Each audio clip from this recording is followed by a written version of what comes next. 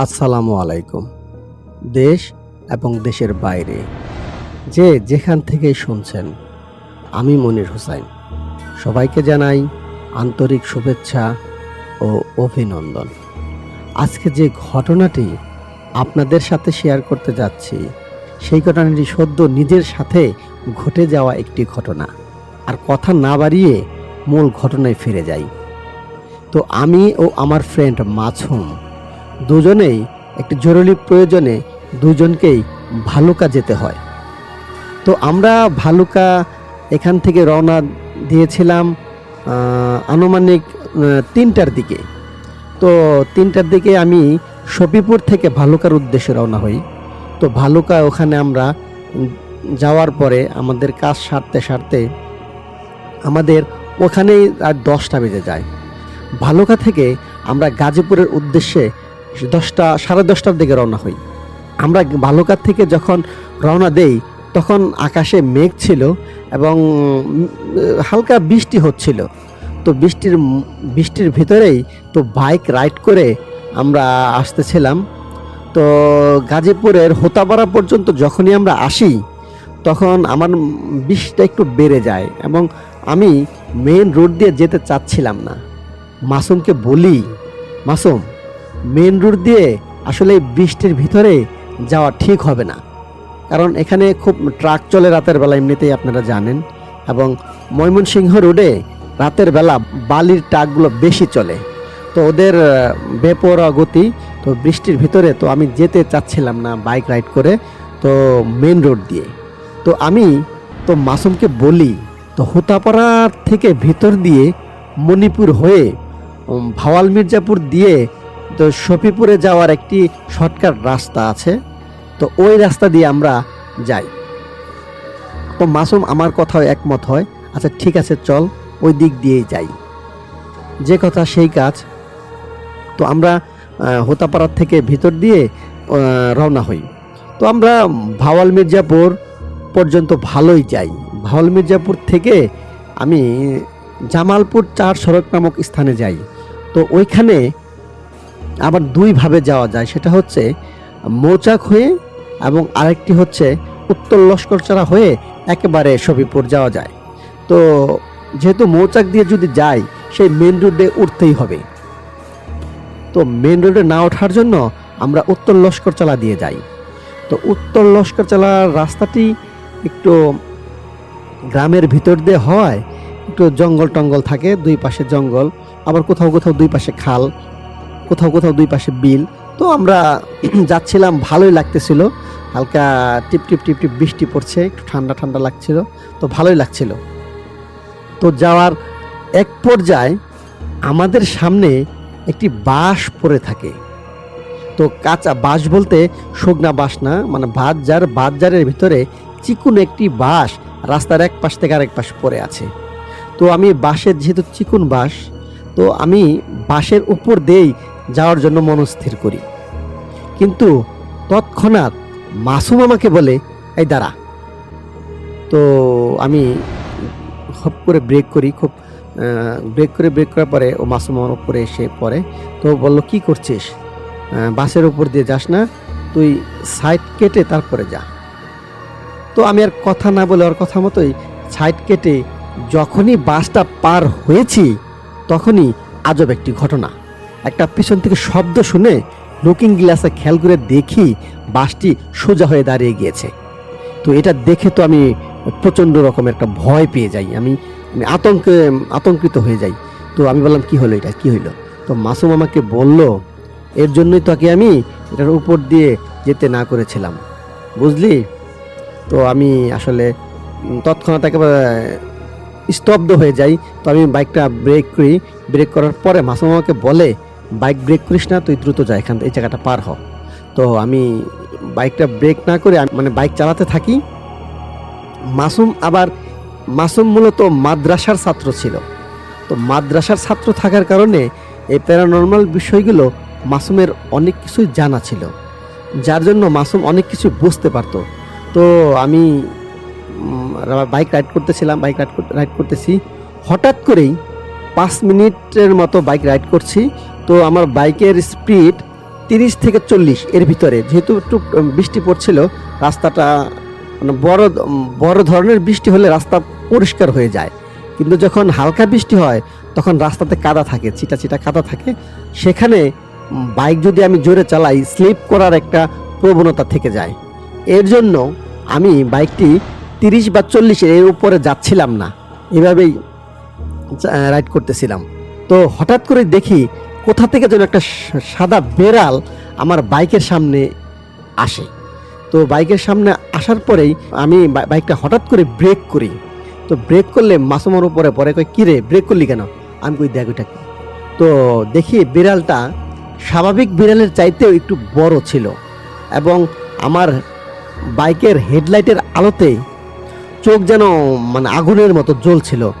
তো আমরা সবাই জানি যে পশু পাখি যেমন বিড়াল, কুকুর, শিয়াল, তো এদের চোখে আলো পড়লে তো ওদের চোখ থেকে একটা রিফ্লেকশন হয়, আলো হয়, লাইট দেখা যায়, আলোর ঝলকানি দেখা যায়।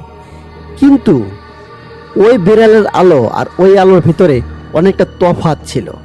তো ওই আলোটা ছিল মনে হয় লাল আগুন বর্ণ, মনে হয় ওর চোখ থেকে আগুন বের হচ্ছে। তো এটা দেখে আমি প্রচণ্ড রকমের ভয় পেয়ে যাই, কারণ একটু আগে একটি ইনসিডেন্ট ঘটে গেছে আমাদের সাথে। তো বাস পড়েছিল, সেই কথাটা আমার কিন্তু আমি ভুলিনি। তো সেটা দেখার পরে আমি একটু মানে অ্যাবনর্মাল হয়ে যাই। তো কি করব বুঝতেছিলাম না, আমি কি বাইক রাইড করব না আমি ওখানে দাঁড়িয়ে থাকব। তো আমি কিছুই মানে আমার মাথায় কিছু ধরতেছিল না। তো বাইক বিড়ালটি মেও মেও করে ডাকতেছিল। তো ডাকের শব্দটাও যেন একটু অস্বাভাবিক ছিল, এমনি সাধারণ বিড়ালের মতো না, ওর ডাকটা ছিল একটু করুণ টাইপের।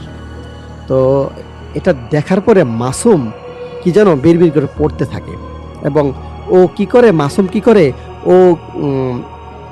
ও ছোড়া টোড়া পড়ে আমার শরীরে ফু দেয় এবং ওর নিজের শরীরে ফু দেয়। তো আমি জিজ্ঞেস করলাম, কী করছিস? তো ও আমাকে তখন বলে, আমরা শরীরটা বন্ধ করে নিলাম যাতে আমাদের ক্ষতি কেউ না করতে পারে। ক্ষতি করবে মানে কে ক্ষতি করবে? তো আমাকে বলছে, তুই বুঝতেছিস না? তো আমি আসলে কি করবো, আমাকে দিশেহারা হয়ে গিয়েছিলাম। তখন আমি ও জানি কি পরে ফু দিল, তো বিড়ালটা একদিকে চলে গেল। তো আশ্চর্য ব্যাপার, আমি শুধু চোখটা এদিক থেকে ওদিক ঘুরিয়েছি, তো দেখি বিড়াল আর নাই। তো আমাকে মাসুম বলল, 1 সেকেন্ড তো দেরি করিস না, তুই বাইক টান দে। তো আমি বাইকটা আবার টান দিই, বাইক আমি চালাতে থাকি। তো আমি এখন একটু মানে এতক্ষণ যা চালিয়েছিলাম একটু বেশি গতিতে চালাচ্ছিলাম, 50-50 আপ। তো এইভাবে চালাচ্ছিলাম। তো আমাকে বলে, তুই পাগল হয়েছিস নাকি? আমি বললাম, কেন, কি হয়েছে? তুই এত জোরে বাইক চালাচ্ছিস, রাস্তার অবস্থা দেখেছিস? তো এখানে যদি পড়ে যাস তাহলে কী অবস্থা হবে? তো আমি আমার মানে জ্ঞানে ছিলাম না, আসলে আমি মাইন্ড ঠিক করতে পারতেছিলাম যে কী করব। এমন অস্বাভাবিক ঘটনার সম্মুখীন তো এরকমভাবে আমি কখনো হইনি, যার জন্য তো আমার এমন হচ্ছিল। তো আমাকে বলল, মাসুম শুধু একটা কথাই বলল, তুই বন্ধু ভয় করিস না, আল্লাহ আছে সাথে, আল্লাহ রক্ষা করার মালিক, আল্লাহ রক্ষা করবে, তুই কোনো ভয় পাস না। তুই যদি ভয় পাস তাহলে বেশি সমস্যা হবে, আর যদি ভয় না পাস আল্লাহর রহমতে কেউ কিছু করতে পারবে না, আল্লাহ সহায় আছে, ঠিক আছে? এই কথা বলে আমাকে একটু সান্ত্বনা দিল, ঠিক আছে, এবং আমাকে শরীরে আবারও ফু দিল, ঠিক আছে? ফুটা কিসের জন্য দিয়েছে আমি জানি না, হয়তো আমার সাহস বাড়ানোর জন্য ও এমন করেছে, যেহেতু ও মাদ্রাসার ছাত্র, তো অনেক কিছুই জানে, আমি আগেই বলেছিলাম। যাই হোক, আমরা তখন মানে ভালোই যাচ্ছিলাম। আমরা তখন মাজুখান পার হয়ে, তো আমরা এখন যাব। তো মাজুখান পার হয়ে আমরা 2টা রাস্তা আছে, একটা হচ্ছে মাজুখান হয়ে মাটিকাটা হয়ে ভুটমিল দিয়ে যাওয়ার, আরেকটা হচ্ছে রতনপুর হয়ে একেবারে শফিপুর। তো আমি এত কিছুর পরে ওই ভুটমিল হয়ে মাটিকাটা হয়ে যেতে চাচ্ছিলাম না, কারণ হলো ওই ভুটমিল হয়ে মাটিকাটাতে যদি যাই, সেক্ষেত্রে প্রথমেই আমাদের একটা বিল পড়বে। মকশ বিলের নাম মোটামুটি আপনারা সবাই শুনেছেন গাজীপুরের। সেই মকশ বিলের সাইড দিয়ে তো মাঝ দিয়ে রাস্তা একটি, সেই রাস্তা, তারপরে হচ্ছে ফরেস্টের বলে, এটা কি বলে, শালবন, গজারি বন, আমাদের বাসা যেটা বলে, বিস্তৃত এলাকা শুধু বন আর বন, গজারি গাছ। তো সেখান দিয়ে আমি যেতে চাচ্ছিলাম না। তো আমি মাসুমকে বলি তো এই রাস্তা দিয়ে না যাই, আমরা এই পাশের রাস্তা দিয়ে যাই। তো পাশের রাস্তাটা আবার ভাঙাচোরা ছিল। তো ভাঙাচোরা সত্ত্বেও আমি বলছি, তখন মাসুমকে বললাম রাস্তা ভাঙা হোক, তারপর আমি এই রাস্তা দিয়ে যাব। তো এই রাস্তা দিয়ে কোনো বসতি নেই, তো এই রাস্তা দিয়ে এই রাস্তা দিয়েও জঙ্গল আছে, কিন্তু মাঝে মধ্যে ঘরবাড়ি আছে। তো আমি এদিক দিয়ে যেতে চাচ্ছিলাম। তো আমি আমতলা থেকে যখন রতনপুরের উদ্দেশ্যে রওনা দেই, তো ভালোই যাচ্ছিলাম, কোনো সমস্যা হচ্ছিল না। রতনপুর যাওয়ার আগে, মাঝখান থেকে আমতলা থেকে রতনপুর যাওয়ার আগে একটা ব্রিজ পড়ে, উঁচু ব্রিজ। সে উঁচু ব্রিজের পরে হলো বাদজার, একটি বাদজারের পরে গজারি, মানে একই ধরনের। তো যখনই আমি উঁচু ব্রিজটা পার হয়েছি, তখনই দেখি সাদা কাপড় পেছনে একটা লাশ রাস্তায় আড়াআড়িভাবে শুয়ে আছে। তো এবার কি করব? তো এবার আমি মানে আমার শখ, কি বলবো, আমি মানে আমার মুখের, আমি এখনো যে কথা বলছি, তো আমার আমার শরীরে লোম দাঁড়িয়ে গিয়েছে। তো আমি কথাও ঠিক মতো বলতে পারতেছিলাম না। তো ওই সময়ের কথা মনে করে, তো ওটা দেখার পরে আমি মানে কি করব, আমি থতপত হয়ে গেছি। আমি বাইকটি ব্রেক করে আমি দাঁড়িয়ে আছি। আমি বলছি আমি আর বাইক রাইড করতে পারবো না, চালাতে পারবো না, মাসুম তুই চালা। তো মাসুম আবার তেমন ভালো বাইক চালাতে পারে না, যার জন্য বলছে, তো তুই আমাকে বাইক দিচ্ছিস কিসের জন্য? খালে পড়ার জন্য? তো আমি বললাম ওই দেখ ওটা কি। তো ওর দেখার পরে বলল, তো আছে, তার তো কি ডরাচ্ছিস কেন? ডরানোর কোনো কারণ নেই, এটা শয়তানি, তুই চুপ করে থাক, এটা আমি দেখছি। তো মাসুম প্রচণ্ড সাহস দেখাচ্ছিল, কিন্তু পরক্ষণে আমি জেনেছিলাম মাসুম কিন্তু প্রচণ্ড ভয় পেয়েছিল। যাই হোক, তো আমি মাসুম প্রচুর সাহস দেখে আমার একটু হলেও আমি সাহস পাই। যা হোক, একজন তো সাথে আছে। তো যাই হোক, আল্লাহর রহমতে ও মাসুম অনেক দোয়া দুরুদ করে ফু দেওয়া অনেক কিছু পড়লো, তারপর কিছুতেই কিছু হচ্ছে না, যাচ্ছে না। তো মাসুম একবার তখন বলল, দেখেন আপনি যেই হন না কেন, আমি তো আপনাদের কোনো ক্ষতি করিনি, তো আপনি কেন আমাদের রাস্তা বারবার আটকাচ্ছেন? তো কোনো উত্তর পাইনি আমরা, তো এইভাবেই ছিলাম। থাকার পরে মাসুম হতাশ। মাসুম তখন কি করবে আমি বুঝতে পারতেছিলাম না। মাসুম তখন কি করলো, তো কানে হাত দিয়ে জোরে জোরে আজান দিতে থাকলো। তো মাসুম যখন আজান দিচ্ছিল, ভয়ে আমিও সাথে সাথে আল্লাহু আকবার আল্লাহু আকবার বলছিলাম। তো এরকম 2 থেকে 3 বার আজান দেওয়ার পরে আমি খেয়াল করলাম সামনে থেকে কিসের আলো যেন আসতেছে। তো আমি বুঝতেছিলাম না কিসের আলো, মানুষে আসতেছে না কিসি। একটু পরেই দেখি একটা পিকআপ ভ্যান আসতেছে, তো সেটার আলো। তো যখনই পিকআপ ভ্যানটা কাছাকাছি আসে, তো আমি পিকআপের দিকে একটু তাকে নিচে তাকিয়ে দেখি কিছু নাই, রাস্তা একেবারে ফাঁকা। তো যখন পিকআপটা কাছাকাছি চলে আসে, তখনই আমি মাসুমকে বলি, মাসুম শক্ত করে ধর আমাকে। তো মাসুম যখনই আমাকে শক্ত করে ধরেছে, আমি সজোরে বাইক টান দিই। তো বাইক টান দেওয়ার পরে পিছন থেকে শুধু একটা কথাই ভেসে আসে, আজকে বেঁচে গেলি, তাদের প্রচণ্ড সাহস, তো সাহসের কারণে আজকে বেঁচে গেলি। যাই হোক, আমি আর কি বলবো, কিছু আমার ভাষা নেই। আমি এই কথাটা শোনার পরে আমার বাইক আরও গতিতে আমি চালাতে থাকি। ওই রাস্তাতে প্রায় 60-70-80 গতিতে আমি বাইক রাইড করি। তো যাই হোক, কিছু দূর আসার পরে দেখি কয়েকটা দোকান খোলা আছে। তো ওই দোকানের কাছে এসে বাইক আমি রাখি, বাইক রেখে মুখে পানি দেই, মুখে টুকে পানি দিয়ে দুজনের দিকে তাকিয়ে তো হাসতে থাকি। আসলে কি হলো, কি দেখলাম, এটা কি সত্যি ছিল না আমি বুঝতে পারতেছিলাম না। মানে কি বলবো, আমি বলার কিছু ভাষা নেই আমার। সেখানে এসে চা খেলাম, চাটা খেয়ে তারপর আবার বাড়ির উদ্দেশ্যে রওনা দিলাম। তারপরে বাকি রাস্তা ভালোভাবে আসি, আর কোনো সমস্যা হয়নি আমাদের। তো মাসুমকে আমি মাসুমের জায়গা পর্যন্ত ওর বাড়ির কাছে নামিয়ে দিয়ে আমি আমার বাড়ির উদ্দেশ্যে এসে পড়ি। তো আমি একটা জিনিস আপনাদের উদ্দেশ্যে বলছি, সেটা হচ্ছে এই প্যারানর্মাল বিষয় যারা আপনারা বিশ্বাস করেন না, যারা এটা নিয়ে হাসাহাসি করেন, মস্করা করেন, তাদের উদ্দেশ্য করে বলছি আমি। আপনারা হাসাহাসি করেন, কোনো সমস্যা নেই, মস্করা করেন, এতেও কোনো দোষ নেই। প্রতিটা মানুষেরই নিজস্ব মতামত থাকে, মতামত আছে। আপনাদের যেটা ভালো মনে হয়, আপনাদের যেটা মনে করেন যে এই ধরনের কিছু নাই দুনিয়াতে, সেক্ষেত্রে আপনারা মতামত করতে পারেন। কিন্তু ভুলেও আপনারা কখনো এই জিনিসগুলোর মুখোমুখি হতে যায়েন না। এটা যে কতটুকু ভয়ঙ্কর, কতটুকু বিপজ্জনক, এটা যার সাথে ঘটেছে সে ছাড়া আর কেউ উপলব্ধি করতে পারবে না। আমি আমি আমি এই ধরনের স্টোরি আমি আমার এই চ্যানেলের জন্য অনেক আমি মানুষের কাছ থেকে শুনি, সংগ্রহ করে আমি বলি। বাট আজ আমার সাথে যে ঘটনাটি ঘটে গেছে, সেই ঘটনার পরে আমি যে ওই মুহূর্তে কতটা ভয় পেয়েছিলাম, আমার মানসিক অবস্থা কেমন ছিল, তো সেটা আপনাদের আমি কখনোই বোঝাতে পারবো না বা প্রকাশও করতে পারবো না। ওই ওই সময়ের মানে মানসিক অবস্থা, মনের অবস্থা, যার সাথে এই ধরনের ঘটনা ঘটে কেবলমাত্র তারাই উপলব্ধি করতে পারে, তাছাড়া অন্য কেউ উপলব্ধি করতে পারবে না। কারণ আমি যখন স্টোরি বলি তখন অনেক ভয়ঙ্কর ভয়ঙ্কর স্টোরি বলি, কিন্তু তাতে আমি কিন্তু অতটা উপলব্ধি করিনি কখনো। তো আমার সাথে ঘটার পরে আমি বুঝতে পেরেছি যে এটা কতটুকু ভয়ঙ্কর, কতটুকু মানে আপনার কি বলবো, এটা আমি ভাষায় প্রকাশ করার নেই। আপনারা কেউ কখনো এগুলোর সামনাসামনি হওয়ার জন্য কখনো ভুলেও চেষ্টা করবেন না এবং আশা করবেন না। তো আজকে এই পর্যন্তই। আমার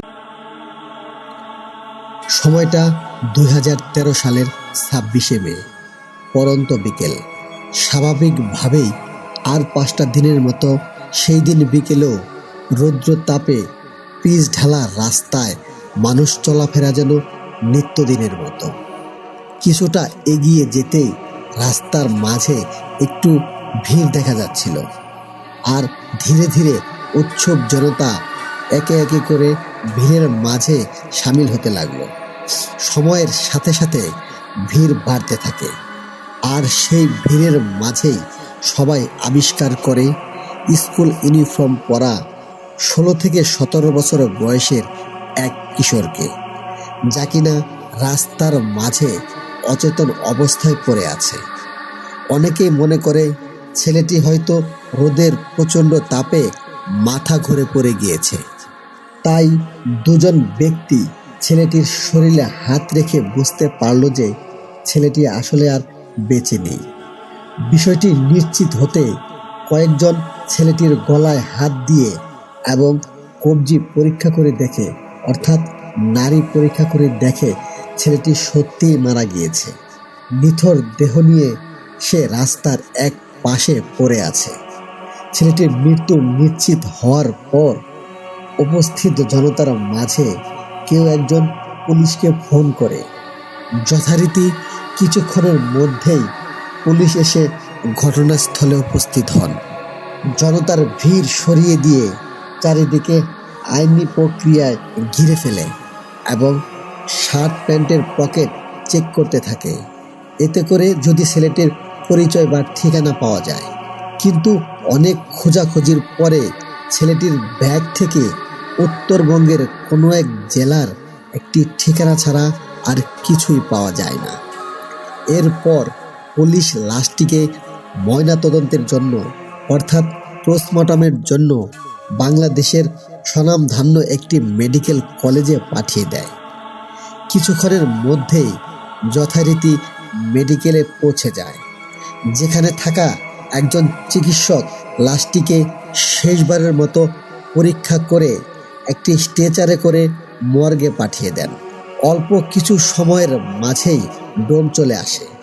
ডোম ছিল মধ্যবয়স্ক একজন পুরুষ, মাথায় কাঁচা পাকা চুল আর মুখে চাপদাড়ি। সেই মুহূর্তে নেশায় একদম ভোর হয়েছিল। ডোমরা সাধারণত এমনই হয়ে থাকে। লাশ কাটার আগে তারা প্রচুর পরিমাণে নেশা করতে হয়। ডোম পোস্টমর্টমের জন্য রেডি হয়, কিন্তু কর্তব্যরত চিকিৎসক তখনও অনুপস্থিত। মেডিকেলের একজন স্টাফ এসে তাকে খবর দিয়ে যায় ডাক্তারের আসতে একটু দেরি হবে। ডোম অনেক এক্সপিরিয়েন্স হওয়ার ফলে সে ডাক্তার ছাড়াই লাশ কাটা শুরু করে দিবে বলে ভাবে, আর সাথে এও ভাবে যে লাশের অর্গানগুলো কেটে আলাদা করে রাখবে। ডাক্তার সাহেব পরে এসে স্বল্প সময়ে সেগুলো দেখে কাজ শেষ করতে পারবে। এই ভেবে সে লাশটি কাটতে শুরু করে দিল। লাশ কাটার এক পর্যায়ে গলার মাঝ বরাবর একটা অংশ কাটার পরে সেই ডোম সেখানে একটি পাথর দেখতে পেল। রক্ত লেগে থাকার কারণে পাথরের রং বোঝা যাচ্ছিল না বিধায় সে পাথরটি নিয়ে পাশে থাকা বালতির ভিতরে অর্থাৎ বালতির পানিতে ধুয়ে দেখল যে নীল রঙের একটি পাথর। পাথরটি দেখে খুব দামি বলে মনে হচ্ছিল, তাই সে লোভ সামলাতে না পেরে পাথরটি নিজের প্যান্টের পকেটে ঢুকিয়ে ফেলে আর ভাবতে থাকে যে ওই পাথর বিক্রি করে নেশার সামগ্রী কেনা যাবে। এরপর সে লাশ কাটা শেষ করবে, ঠিক এমন সময় কর্তব্যরত চিকিৎসক চলে আসেন। মর্গে আরও অনেকটা সময় নিয়ে লাশের অর্গান চেক করে উনি ডোমকে বলেন, ছেলেটির মৃত্যুর কারণ আমার বোঝা হয়ে গেছে, আপনি লাশটি সেলাই সহ বাকি কাজ শেষ করে ফিরে যেতে পারেন, আমি বেরোচ্ছি। এই বলে ডাক্তার মর্গের রুম থেকে বেরিয়ে চলে যান। আর ডোম লাশটি সেলাই করছিল।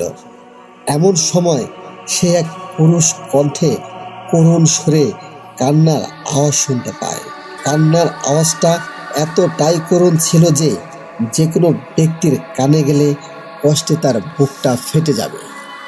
ডোম তার সেলাই থামিয়ে মনে মনে ভাবছিল, এত বছর ধরে এখানে কাজ করছি, আজ পর্যন্ত কোনো কিছুই দেখিনি আর কোনো কিছুই শুনিনি, তাহলে হঠাৎ এমন কান্নার আওয়াজ কোথা থেকে আসছে? যাকগে, মনে হয় আজকে একটু বেশি নেশা করে ফেলেছি, তাই এসব ভুলভাল শুনছি। মনে মনে নিজের সাথে এসব কথা বলে ডোম তার লাশ সেলাইয়ের কাজে মনোযোগী দেয়। সেলাই প্রায় শেষ এমন সময় শুনতে পায় কোনো পুরুষ কণ্ঠে খুব সুন্দরভাবে তাকে বলছে, যেটা নিয়েছো সেটা দয়া করে ফেরত দিয়ে দিও, তা না হলে তোমার বড় ক্ষতি হবে। ডোম একথা শুনে সেলাই বন্ধ করে দেয় আর প্রচণ্ড ভয়ে ঘামতে থাকে। সে একটু সাহস নিয়ে জিজ্ঞেস করে, কে কে কথা বলে? ডোমের কথা শেষ হওয়ার আগেই সেই পুরুষ কণ্ঠ আবারও বলে ওঠে, যা নিয়েছো ফেরত দিয়ে দিও, না হলে বড় ক্ষতি হবে। এবার ডোম আরও ভয় পেয়ে যায়, কিন্তু সে নিজেকে সান্ত্বনা দিয়ে ভয় কাটাতে শব্দ করতে, হ্যাঁ, আজকাল তো একটু বেশি চড়িয়ে ফেলছি, তাই এসব আওয়াজ শুনছি। সে একটু ভয়ে লাশ সেলাই করতে করতে ভাবে, এই পাথরটা বিক্রি করে নেশার জিনিস কিনবো, আমি এটা নিয়ে যাবই, ঠিক নিয়ে যাবই। এবার আবার সে লাশ সেলাইয়ে মন দেয়। সেলাই শুরু করতেই তার মনে হতে থাকে মর্গের ভেতর সে ছাড়াও অন্য কারো উপস্থিতি আছে। তার কানের কাছে কান্নার সেই আওয়াজটা যেন আরও স্পষ্টভাবে আসতে থাকে। আর একটু পর পর আওয়াজটা তার বাম কান থেকে ডান কানের দিকে, আবার ডান কান থেকে বাম কানের দিকে ঘুরতে থাকে। পরক্ষণে কান্নার আওয়াজ থেমে যায় আর রুমটি একদম পেন ড্রপ সাইলেন্ট হয়ে যায়। হঠাৎ সেই নীরবতা ভেঙে আবারও ডোম শুনতে পায় কেউ রুমের চার কোণা থেকে একসাথে বলছে, ফিরিয়ে দাও, ফিরিয়ে দাও, ফিরিয়ে দাও, ওটা নিয়ে যেও না, ওটা ওখানে ফিরিয়ে দাও। ডোম এসব শুনে অস্থির হয়ে নিজেকে নিজেই বলতে থাকে, ভুল, সব ভুল, আমি ভুল শুনছি, আমি ভুল শুনছি। ডোম নিজের সাথে কথা বলতে বলতে ডোম লাশ সেলাই শেষ করে ফেলে আর সেই ভয়ে ভয়ে দ্রুত লাশটিকে ঢেকে দেয় আর হিমাগারে রেখে তড়িৎ বেগে মর্গ ত্যাগ করে। কিছুক্ষণ পর পুলিশ আসে ময়নাতদন্তের কাজ শেষ হয়েছে কিনা সেটা জানার জন্য। ময়নাতদন্ত শেষ হয়ে গেছে দেখে মেডিকেলের সমস্ত পেপার অর্ডার সম্পূর্ণ করে লাশটিকে ছেলেটির ব্যাগে থাকা সেই ঠিকানায় পাঠিয়ে দেওয়ার জন্য অ্যাম্বুলেন্স চালকের হাতে হস্তান্তর করা হয়। জীবনে প্রথমবারের মতো মাইক্রোবাসের স্টিয়ারিং ছেড়ে অ্যাম্বুলেন্সের স্টিয়ারিংয়ে হাত রাখলেন অ্যাম্বুলেন্সের চালক। তার জীবনের প্রথম ভাড়া লাশটি বহন করে নিয়ে যেতে হবে প্রায় 1.5 থেকে 2 ঘন্টার পথ। হাসপাতালের সব ঝামেলা মিটিয়ে ঠিক 10টায় রওনা দিলেন। অ্যাম্বুলেন্সের চালক ও তার সহকারীর প্রথম গন্তব্যস্থল হলো ছেলেটির এলাকার থানা। হাসপাতাল থেকে বেরিয়ে প্রায় 1.5 ঘন্টার পথ। যতদূর চোখ যায় বিস্তীর্ণ খোলা মাঠ আর ফসলের জমি, সাথে সাথে পাকা রাস্তার দুপাশে বড় বড় গাছের সারি। রাতে অ্যাম্বুলেন্সের হেডলাইটের আলোতে এক মোহনীয় পরিবেশ সৃষ্টি হয়েছে রাস্তা জুড়ে। কিছু দূর যেতেই অ্যাম্বুলেন্সের চালক একটা ফিসফিস শব্দ শুনতে পেল। ঠিক বোঝা যাচ্ছে না কে বলছে এবং কি বলছে। তিনি আরো ভালোভাবে খেয়াল করলেন এবং শুনতে পেলেন পুরুষ কণ্ঠে একটা চাপা আর্তনাদে করুণ সুরে ভেসে আসছে তার কানে।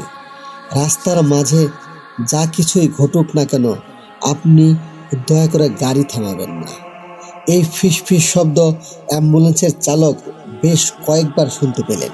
তিনি শব্দের উৎস খুঁজে না পেয়ে পাশে থাকা সহকারীকে বললেন, তুই কি কোনো ফিসফিস আওয়াজ শুনতে পাচ্ছিস? তার সহকারী অনেকটা অবাক হয়ে তার দিকে তাকিয়ে রইলেন। কই, না তো। অ্যাম্বুলেন্স চালক বললেন, আমার মনে হচ্ছে কেউ ফিসফিস করে কথা বলছে। রাস্তার মাঝে কোনোভাবে যেন গাড়ি না থামায়, সাথে করুণ আর্তনাদ। এটা শুনে সহকারী বলেন, ভাই, এত রাতে নির্জন রাস্তায় বাতাসের শব্দ ছাড়া তো আর কিছুই নাই। আপনি নতুন নতুন অ্যাম্বুলেন্স চালাচ্ছেন তো, তাই হয়তো এই শব্দটি ভুল শুনছেন। এটা হয়তো আপনার মনের ভুল। আপনি নিশ্চিন্তে গাড়ি চালান, কোনো সমস্যা নেই।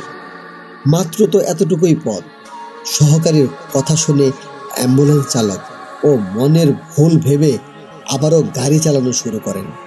এভাবে কিছুক্ষণ চালানোর পর চালক খেয়াল করলেন যে অন্ধকারের রাস্তায় দুপাশে দুজন মানুষ দাঁড়িয়ে হাত উঁচু করে সাহায্য চাইছে। তিনি সেদিকে তাকাতেই অ্যাম্বুলেন্সের পিছনে থাকা ড্রাইভার ও রোগীর মাঝে যে জায়গাটা থাকে, একটা জানালার মতো দেয়া থাকে, জানালায় টোকা দিয়ে আবারও সেই পুরুষ কণ্ঠে কাঁদো কাঁদো গলায় গাড়ি না থামানোর জন্য অনুরোধ করতে লাগলেন। এবার অনুরোধটা যেন স্পষ্টভাবে শুনতে পেলেন। তিনি খেয়াল করলেন তার পাশে থাকা হেল্পার খুব স্বাভাবিকভাবেই বসে আছে। সে রাস্তার দুজন লোককে লক্ষ্য করছে না। তাই তিনি গাড়ি না থামিয়ে রাস্তার দুজন লোককে পাশ কাটিয়ে চলে গেলেন। কিছুক্ষণ গাড়ি চালানোর পরে চালক খেয়াল করলেন রাস্তার পাশে আবারও সেই দুজন লোক আগের মতো হাত তুলে দাঁড়িয়ে সাহায্য চাচ্ছেন। এবার ব্যাপারটি চালক ও হেল্পার দুজনে লক্ষ্য করলেন। সে সময় চালক আবারও শুনতে পান সেই করুণ সুর পুরুষ কণ্ঠে বলে চলেছে, আমি আপনার হাত জোর করে বলছি, দয়া করে গাড়ি থামাবেন না। গাড়ি থামানোর কথাটি হেল্পারকে বলে। হেল্পার বলে, ভাই, গাড়ি থামিয়েন না। নির্জন রাস্তা, রাতে এমন করে অনেক ডাকাতি হয়। চালক একজন মহিলা মানুষকে সাথে দেখে তাদের কাছে গিয়ে গাড়িটা দাঁড় করালেন। চালক এবং হেল্পার খেয়াল করলেন রাস্তায় দাঁড়িয়ে থাকা লোক দুজন মাঝবয়সী পুরুষ এবং মহিলা। পুরুষ লোকটি একটু এগিয়ে এসে জানালেন সম্পর্কে তারা স্বামী ও স্ত্রী। কিছুক্ষণ আগেই তার স্ত্রীর মা মারা গিয়েছেন, তাই রাস্তার পাশে দাঁড়িয়ে তারা যাওয়ার জন্য একটা গাড়ির খোঁজ করছেন। চালক ও হেল্পার এতক্ষণে মহিলার দিকে খেয়াল করে দেখলেন তার পরনে সুন্দর একটা গাঢ় নীল রঙের শাড়ি। চালক এবং হেল্পার দুজনে বেশ অবাক হলেন। এই ব্যাপারটা দেখে মহিলার মা মারা গিয়েছেন, অথচ তিনি এত সুন্দর করে গাঢ় নীল রঙের শাড়ি পরে আছেন। এবার পুরুষ লোকটি বললেন, ভাই, এই মুহূর্তে একটি জরুরি কাজের জন্য আমি তার সাথে যেতে পারছি না, তাই দয়া করে আপনারা ওকে পৌঁছে দেন। ভাড়া যত লাগে আপনাকে দেব। চালক তখন বললেন, কিন্তু সমস্যা হলো অ্যাম্বুলেন্সের সামনে তো কোনো জায়গা নেই, আর পেছনে একটি লাশ। লোকটি চালকের কথা শেষ না হতেই বলল, আরে সমস্যা নেই, ও লাশের সাথে যেতে পারবে। ওর মা মারা গিয়েছে, ওর ভেতরে আর ভয় ডর বলতে আর কিছু নেই। আপনি দয়া করে ওকে নিয়ে যান। হেল্পার নেমে পিছনের দরজা খুলে দিলেন। মহিলা গাড়িতে উঠে বসলেন এবং লোকটা ভাড়া মিটিয়ে দিয়ে উল্টো পথে চলে গেলেন। চালক আবার অ্যাম্বুলেন্স চালাতে শুরু করলেন। এভাবে চালক কিছুক্ষণ গাড়ি চালানোর পর চালক এবং হেল্পার গাড়ির পিছনে একটা ধস্তাধস্তির শব্দ শুনতে পেলেন। মনে হচ্ছে দুজন লোক গাড়ির পিছনে কিছু একটা নিয়ে কাড়াকাড়ি করছে। গাড়িটা যেন ধস্তাধস্তির কারণে এদিক ওদিক দুলছে। সাথে সাথে চালক আবারও শুনতে পেল সেই করুণ শব্দ। সে পুরুষ কণ্ঠে আবারও কাঁদো কাঁদো গলায় বলে চলেছে, এ আপনি কাকে গাড়িতে উঠালেন? দয়া করে গাড়ি থেকে নামিয়ে দেন, মহিলাটিকে নামিয়ে দেন। এত করুণ সুরে কাঁদতে কাঁদতে বলা হলো কথাটি সে উপেক্ষা করতে পারল না। চালক তখনও গাড়ির ভিতরে ধস্তাধস্তির শব্দ শুনেই চলেছে। এর মাঝেই রাস্তার পাশে গাড়িটি থামিয়ে দিলেন তিনি। গাড়ি থামিয়ে দেওয়ার সাথে সাথে পিছনে ধস্তাধস্তির শব্দটি থেমে গেল। ঠিক তখনই পিছন থেকে রাগান্বিত কণ্ঠে মহিলাটি বলে উঠলেন, কি ব্যাপার, আপনি গাড়ি থামালেন কেন? চালক আমতা আমতা করে কিছু বলতে যাবে, তখন মহিলাটি আরও ক্ষিপ্ত হয়ে বলল, আপনাকে বললাম না আমার মা মারা গেছে, তারপরেও আপনি এমন করে গাড়িটি থামিয়ে রেখেছেন? দ্রুত গাড়ি চালান। গাড়ি চালানো শুরু করে চালক। পরে আবারও সেই ধস্তাধস্তির শব্দ। এক পর্যায়ে মহিলাটি পিছন থেকে বলে উঠল, গাড়ি থামান, আমি এখানে নেমে যাব। মহিলাটির কথা শুনে চালক গাড়ি থামিয়ে দেন। চালক এবং হেল্পার অবাক হয়ে খেয়াল করছেন রাস্তার দুপাশে কোনো বাড়ি ঘর নেই, দুপাশে শুধু ফসলি জমি। হেল্পার নেমে পিছনের দরজা খুলে দিতেই মহিলাটা গাড়ি থেকে নেমে মুহূর্তে রাস্তার পাশে হালকা ফসলি জমির অন্ধকারে মিলিয়ে গেলেন। এরপর তারা গাড়ি নিয়ে কোনো ঝামেলা ছাড়াই ছেলেটির এলাকার থানায় পৌঁছান এবং সেই থানার পুলিশের সাহায্যে লাশ নিয়ে ছেলেটির বাড়িতে গেলেন। এবার গাড়ির দরজা খুলে যখন লাশটি নামাতে গেলেন, তখন দেখলেন লাশের ডান পা থেকে তাজা রক্ত ঝরছে। সেই রক্ত দিয়ে অ্যাম্বুলেন্সের সিট ভিজে চুয়ে পড়ছে অ্যাম্বুলেন্সের মেঝেতে। সবাই ঘটনাটি দেখে রীতিমতো অবাক, কারণ ছেলেটি মারা গেছে অনেক আগেই। মৃত্যুর কিছুটা সময় পর এমনিতেই একটা মৃতদেহের রক্ত জমাট বেঁধে যায়, সেখানে মৃতদেহ থেকে এমন তাজা রক্ত পড়ছে, সত্যি ভয়ঙ্কর ও অসম্ভব একটা ব্যাপার। তারা রক্তের উৎস খুঁজতে গিয়ে দেখল লাশের ডান পায়ের উরুর কাছে একটা ক্ষত। দেখে মনে হচ্ছে অনেক সময় যোগ রক্ত চুষে খেলে যেমন হয় ঠিক তেমনি একটি ক্ষত। তখনও সেখান থেকে তাজা রক্ত ঝরে চলেছে। লাশটি গোছল করিয়ে কাফন পরিয়ে জানাজা শেষ করে মাঝ রাতেই কবর দেওয়ার জন্য কবরস্থানে নিয়ে যাওয়া হয়। যেহেতু রাতেই কবর দেওয়া হবে, তাই চালক এবং হেল্পার চিন্তা করলেন কবরটা দিয়েই যাই। লাশ যখন কবরে নামিয়ে বাঁশের খাড়াল বিছিয়ে কবরে দেওয়া হচ্ছে, চালক আর হেল্পার তখন কবর থেকে আরেকটু দূরে দাঁড়িয়ে খেয়াল করলেন তার থেকে কয়েকটা কবর সামনেই 16 থেকে 17 বছরের একটি ছেলে মাটিতে বসে এক দৃষ্টিতে তাকিয়ে আছেন তাদের দিকে আর অঝরে কেঁদে চলেছেন। তিনি ভাবলেন সে হয়তো মারা যাওয়া ছেলেটির বন্ধু, তাই বন্ধুর মৃত্যুতে এমন করে কান্না করছে। কিন্তু একটু পরে খেয়াল করলেন ছেলেটি শুধু তাদের দিকেই তাকিয়ে কান্না করে যাচ্ছে, আর অন্য কারোর দিকে তাকাচ্ছে না। তিনি ভালো করে খেয়াল করে দেখলেন অন্য কেউ ছেলেটিকে দেখছেও না। ব্যাপারটি তখন বেশ ভয়ের আর অদ্ভুত লাগছে তার কাছে।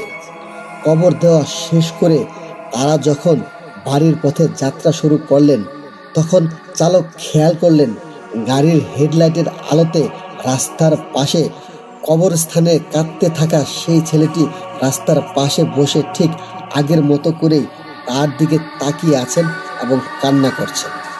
সে কিছুক্ষণ পর পরে রাস্তার পাশে এমন করে ছেলেটিকে দেখলেন। চালক তখন অনেক ভয় পেয়ে যান। তার মনে তখন একটাই প্রশ্ন, তিনি ছেলেটাকে পার করে আসার পরেও কেন বারবার এমন করে দেখছে, শুধুমাত্র তার দিকেই তাকিয়েই বা কেন কান্না করছে। এসব ভাবতে ভাবতে কিছু দূর এগিয়ে আবারও দেখলেন ছেলেটি রাস্তার পাশে তার দিকে তাকিয়ে কান্না করছেন। চালক এবার ছেলেটির দিকে তাকাতেই হেল্পার চিৎকার দিয়ে ওঠে। হেল্পারের চিৎকার শুনে সামনে তাকাতেই চালক দেখলেন অপর দিক থেকে দ্রুত গতিতে একটি মালবাহী ট্রাক ছুটে আসছেন। কিছু বুঝে ওঠার আগেই সজোরে ধাক্কা দেয় অ্যাম্বুলেন্সটাকে। অ্যাক্সিডেন্টের সাথে সাথে জ্ঞান হারিয়ে ফেলেন চালক এবং হেল্পার। কিন্তু জ্ঞান হারানোর কয়েক মুহূর্ত পরেই আবারও তাদের জ্ঞান ফিরে আসে। চালক এবং হেল্পার দেখতে পান তাদের কিছুই হয়নি। একটু আগে যে ট্রাকের সাথে অ্যাক্সিডেন্ট করলো তারও কোনো চিহ্ন মাত্র নেই। আর এই সব কিছু একদম ঠিকঠাক আছে। একটু পর নিজেকে স্বাভাবিক অবস্থায় ফিরিয়ে এনে একটু ভয়ে ভয়ে চালক গাড়ি চালাতে শুরু করে। আবারও একটু দূরে এসে তিনি খেয়াল করলেন আবারও সেই ছেলেটি রাস্তার পাশে বসে তার দিকে তাকিয়ে আছেন আর একটানা কান্না করে চলছেন। ছেলেটির দিকে তাকাতেই আবারও তার আগের মতোই অ্যাক্সিডেন্ট করলো। আর কয়েক মুহূর্তের জন্য জ্ঞান হারানোর পর জ্ঞান ফিরে দেখেন সব কিছু ঠিক আছে এবং স্বাভাবিক। এবার চালক এবং হেল্পার প্রচণ্ড রকমের ভয় পেয়ে যান। গাড়ি চালান আস্তে আস্তে, গাড়ি চালানো শুরু করেন। কিছুক্ষণ বেশ স্বাভাবিকভাবে আসার পর দুজনেই খেয়াল করেন রাস্তার পাশেই বিশাল বড় একটি গাছের ঢাল ভেঙে পড়ে আছে তাদের অ্যাম্বুলেন্সের সামনে। এটা দেখে দুজনেই অ্যাম্বুলেন্স থেকে নেমে দৌড় দেয় সামনের দিকে। একটু সামনে তারা দেখতে পান একটি চায়ের দোকান, আর দোকানে কয়েকজন লোক বসে চা খাচ্ছেন। সেদিকেই দৌড়ে গেলেন আর চার দোকানের লোকগুলো উঠে দাঁড়ায়। চায়ের দোকানে তাদের বলে, আপনারা রাস্তার মাঝে গাড়ি রেখে এভাবে দৌড়ে আসলেন কেন? অ্যাম্বুলেন্স চালক তখন বললেন, দেখলেন না আমাদের গাড়ির উপরে একটা বড় গাছের ঢাল ভেঙে পড়লো। চায়ের দোকানি সহ সবাই, অর্থাৎ বাকি সবাই তাদের দিকে অবাক হয়ে তাকিয়ে আছে। দোকানি বলে, কই, কোথাও গাছের ডাল ভেঙে পড়েনি তো, সব কিছু ঠিকই আছে। আপনি মাঝ রাস্তায় গাড়ির হার্ড ব্রেক করলেন, তারপর দুজনে গাড়ি থেকে নেমে সোজা আমার দিকে দৌড়ে আসলেন। এই কথা শুনে চালক এবং হেল্পার পিছনের দিকে তাকিয়ে দেখলেন কোথাও কোনো গাছের ডালের চিহ্ন পর্যন্ত পেলেন না। ফাঁকা রাস্তার মাঝে গাড়িটি দাঁড় করানো। তারা বাকি রাতটা ভয়ে ভয়ে চায়ের দোকানেই কাটিয়ে সকালে চলে আসলেন। চালক অ্যাম্বুলেন্স চালানোর প্রথম দিনেই এরকম ভয়ঙ্কর অভিজ্ঞতার কারণে সেদিন বাড়ি ফিরে অ্যাম্বুলেন্স চালানোর চাকরি বাদ দিয়ে দিলেন। কিন্তু ঘটনা তখনও তার পিছু ছাড়ছে না। তিনি প্রায় রাতেই একটা অদ্ভুত স্বপ্ন দেখতে শুরু করলেন। তিনি স্বপ্নে দেখেন 50 ঊর্ধ্ব ব্যক্তি তার কাছে এসে সেদিন রাতে গাড়ি থামিয়ে সেই মহিলাকে তোলার ব্যাপারে খুব রাগান্বিত হয়ে অভিযোগ জানাচ্ছে। কেন সেদিন এতবার মানা করা সত্ত্বেও মহিলাটিকে গাড়িতে ওঠালেন, এটা বারবার জানতে চাইছেন। এই বৃদ্ধ লোকটিকে তিনি এর আগে কখনো দেখেননি বা চিনেন না। এরপর এক পর্যায়ে গিয়ে দেখলেন লোকটা তাকে একটা অজানা জিনিস ফিরিয়ে দেওয়ার জন্য অনুরোধ জানাচ্ছে। তার একটু পরেই অ্যাম্বুলেন্স চালক ঘুম ভেঙে যায়। তিনি এই স্বপ্নের কোনো ব্যাখ্যা বুঝতে পারলেন না। তিনি প্রথম দিন এটা স্বাভাবিকভাবেই মেনে নিলেন। এত কিছু ঘটে গেছে গত রাতে, তাই হয়তো এমন হয়েছে এটা ভাবলেন। কিন্তু প্রথম দিনে এটা স্বাভাবিকভাবেই মেনে নিলেও সমস্যা হলো প্রতিদিন রাতেই তিনি একই স্বপ্ন দেখতে শুরু করলেন। বারবার সেই 50 ঊর্ধ্ব লোকটি তার স্বপ্নে এসে একটা অজানা জিনিস ফেরত চাইলেন। প্রায় 2 সপ্তাহ ধরে এই স্বপ্নের কোনো কুল কিনারা খুঁজে না পেয়ে তিনি বাধ্য হলেন সেই ছেলেটির বাড়িতে চলে যান। সেদিন রাতে যে বাড়িতে তিনি লাশ নামিয়ে দিয়ে আসলেন সেই বাড়িতে গিয়ে দেখেন ছেলেটির বাবা মারা গেছেন এবং তাকেও তার পাশে কবর দেওয়া হয়েছে। তিনি আশেপাশের কয়েকজনকে তার স্বপ্নে দেখা লোকটির চেহারার বর্ণনা দিলেন। তারা সবাই বললেন এমন কাউকে তারা কোনোদিন দেখেনি। সেখানে কোনো তথ্য না পেয়ে তিনি আবারও বাড়িতে ফিরে আসলেন, কিন্তু স্বপ্নের সেই লোকটি তার পিছু ছাড়ছে না। তাই তার সাথে ঘটে চলার ঘটনার ব্যাখ্যা ও ঘটনাগুলোর রহস্য উন্মোচনের জন্য মরিয়া হয়ে উঠলেন।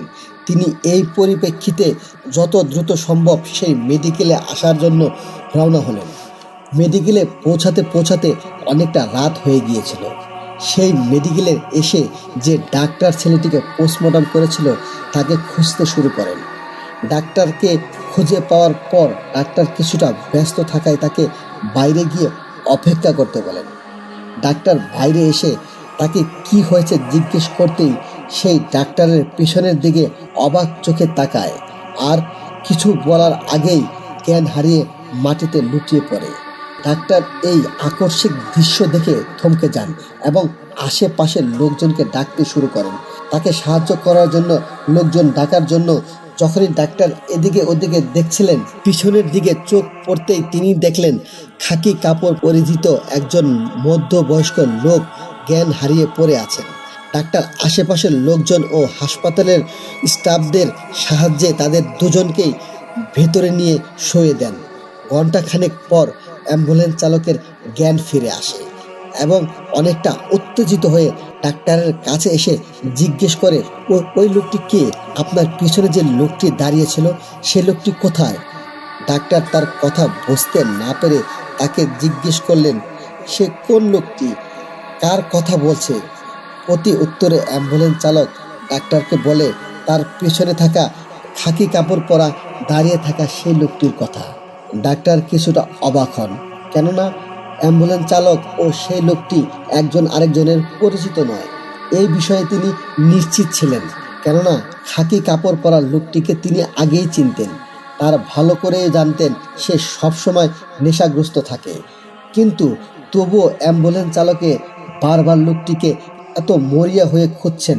ডাক্তার তার সব চিন্তা ভাবনাকে মনের ভিতরে লুকিয়ে রেখে অ্যাম্বুলেন্স চালককে তার বিছানার কাছে নিয়ে যান এবং জিজ্ঞেস করেন, সে এই বিছানায় শুয়ে থাকা লোকটির কথা বলে জিজ্ঞেস করছিল এই কিনা? উত্তরে অ্যাম্বুলেন্স চালক বলে ওঠেন, হ্যাঁ, এই লোকটি।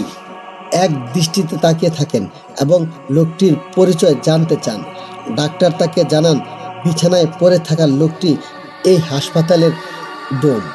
ডাক্তার কোনো কিছু বুঝতে না পেরে অ্যাম্বুলেন্স চালককে সব কিছু খুলে বলতে অনুরোধ করেন। অ্যাম্বুলেন্স চালক ডাক্তারকে কোনো কিছু বলতে যাওয়ার আগেই বিছানায় শুয়ে থাকা ডোমের জ্ঞান ফিরে আসে।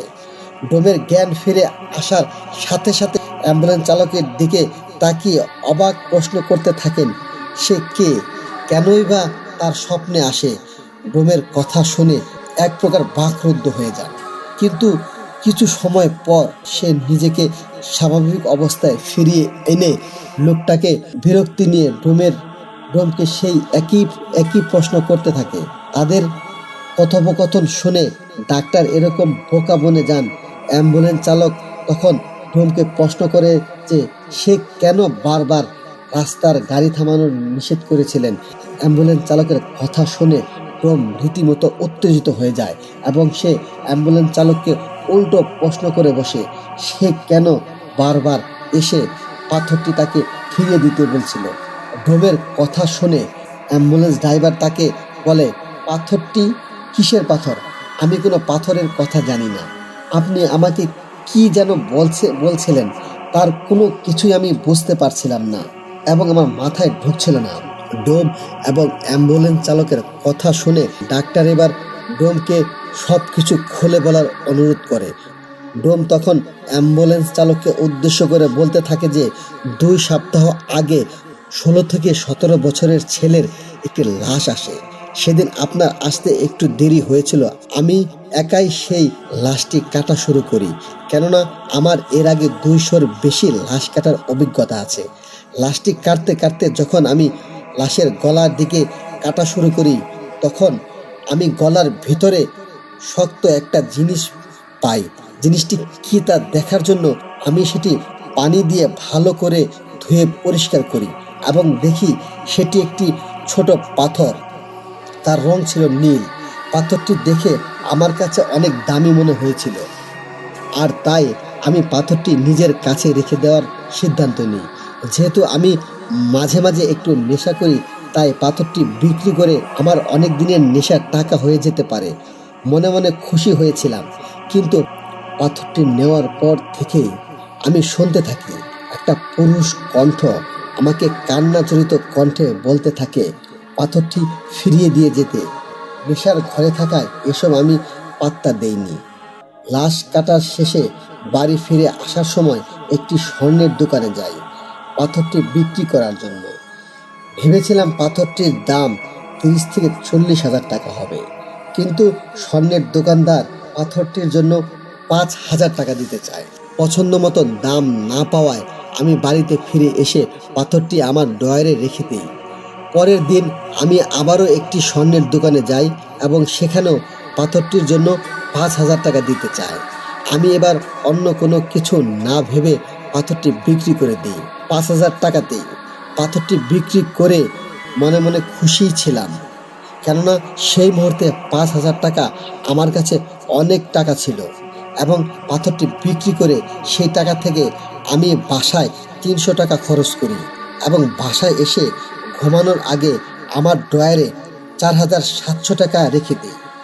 পরের দিন সকালে আমি যখন বাইরে যাওয়ার জন্য ড্রয়ার খুলে টাকা নিতে চাই, তখন আমি দেখি ড্রয়ারে কোনো টাকা নেই, টাকার জায়গায় সেই নীল পাথরটি রাখা।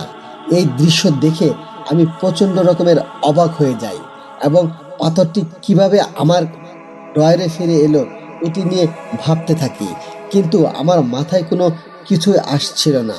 পাথরটি আমি নিজে না নিয়ে এলে কোনোভাবেই এখানে আসার সম্ভাবনা নেই।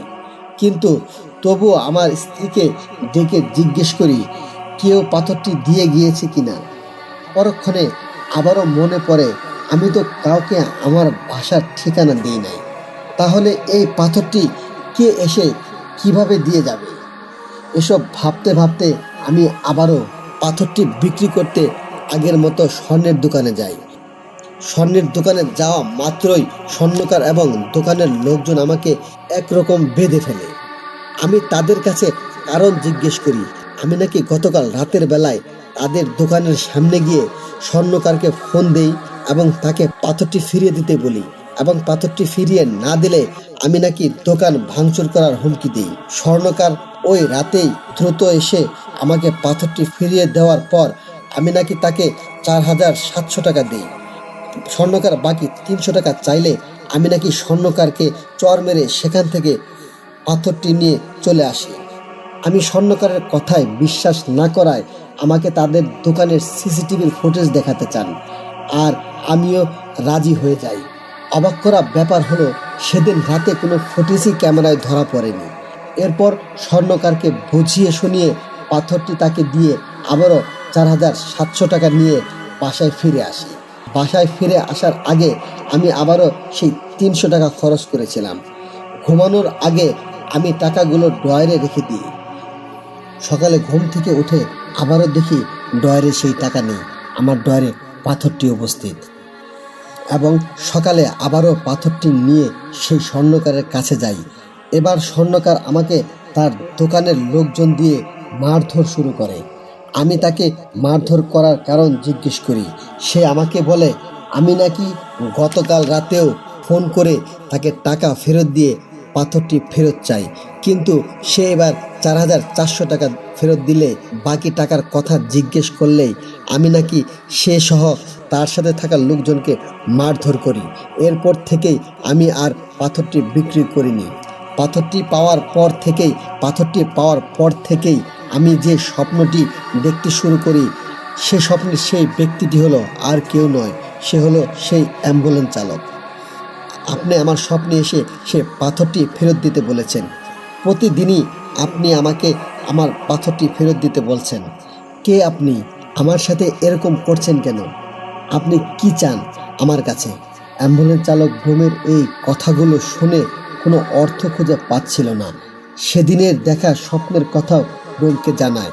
ডাক্তার এতক্ষণে চুপচাপ দাঁড়িয়ে তাদের কথা শুনছিলেন। এবার সে বলতে শুরু করলেন, ওই লাশের পোস্টমর্টম হওয়ার পর আমার সাথেও ছোটোখাটো কিছু ঘটনা ঘটেছিল। যেদিন থেকে আমি লাশের পোস্টমর্টম করি সেদিন থেকেই আমি রাতে দেখতাম যে 16 থেকে 17 বছরের একটি ছেলে তার হাতের অনামিকা আঙ্গুলটি কাটা এবং সে আমার বারান্দায় বসে কাঁদছে এবং আমার দিকে তাকিয়ে হাত এমনভাবে ইশারা করছে যেন সে আমাকে তার কাছে ডাকছে কিছু বলার জন্য। সে আমাকে তার কাছে ডাকছে কিছু বলার জন্য। আমি মনের ভুল ভেবে অন্যদিকে মনোনিবেশ করার পরেও তাকে বারবার দেখতে পাচ্ছিলাম। সে আমাকে বলে মর্গ থেকে তার নাকি একটি জিনিস হারিয়ে গেছে এবং সেটা এই হাসপাতালের সাথে জড়িত কারো কাছে আছে। সে কান্না করতে থাকে এবং আমাকে তার জিনিসটি খুঁজে দেওয়ার জন্য অনুরোধ করতে থাকে। আমি প্রতি রাতেই তাকে আমার বারান্দায় একই অবস্থায় বসে থেকে কান্না করতে দেখি। প্রতি রাতেই একই অবস্থায় আমার বারান্দায় বসে কান্না করতে দেখি এবং সে আমার কাছে বারবার তার হারানো জিনিসটা খুঁজে দেওয়ার জন্য অনুরোধ করে। তাদের তিনজনের কথার পর পরস্পরের মনে যেন এক ধোঁয়াশার সৃষ্টি হয়। তাদের সাথে কি হচ্ছে, তারা কেউ কোনো কিছু বুঝতে পারছিল না। কোনো কিছু বুঝতে না পেরে তারা পুলিশের শরণাপন্ন হয়। পুলিশ স্টেশনে গিয়ে ওই লাশটির ব্যাপারে তথ্য জানতে চাইলে পুলিশ তাদের সরাসরি তথ্য দিতে মানা করে দেয়। পরীক্ষা নিরীক্ষা ও তদন্তের পরে জানতে পারলে তাদের জানাবে এবং প্রয়োজন পড়লে তাদের ডাকা হবে। পুলিশ তাদের কাছে ওইসব তথ্য জানতে চাওয়ার কারণ জানতে চাইলে তারা পুলিশকে সব কিছু খুলে বলে, কিন্তু পুলিশ তাদের এসব অলৌকিক ঘটনায় হাসি ঠাট্টা করে উড়িয়ে দেয়। তাদের পুলিশ স্টেশন থেকে চলে যেতে বলে। পরে তারা নিজ নিজ বাসায় চলে যায়। তবে অদ্ভুত ব্যাপার হলো, সেদিনের পর থেকে অ্যাম্বুলেন্স চালক ও ডাক্তারের সাথে আর কোনো রকমের ঘটনাই ঘটেনি। কিন্তু সেদিন থেকে ডোমের জীবনে শুরু হয় এক বিভীষিকাময় কালো অধ্যায়। বাড়িতে ফিরে আসার পর ডোম এবার স্বপ্ন দেখতে শুরু করে। এবার সে স্বপ্নে গাঢ় নীল শাড়ি পরিহিত মহিলাকে দেখতে পায়। মহিলাটি তাকে বারবার সেই অ্যাম্বুলেন্স চালককে জিনিসটি দিতে নিষেধ করে এবং বলে যদি সেই অ্যাম্বুলেন্স চালককে জিনিসটি দেয় তাহলে নাকি অনেক বড় ক্ষতি হবে।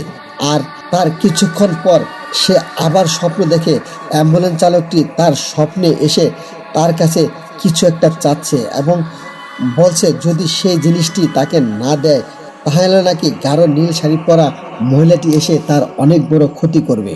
কিন্তু ডোম কিছুতেই বুঝতে পারছিল না সে অ্যাম্বুলেন্স চালক এবং মহিলাটিকে তার কাছে কি চাচ্ছে।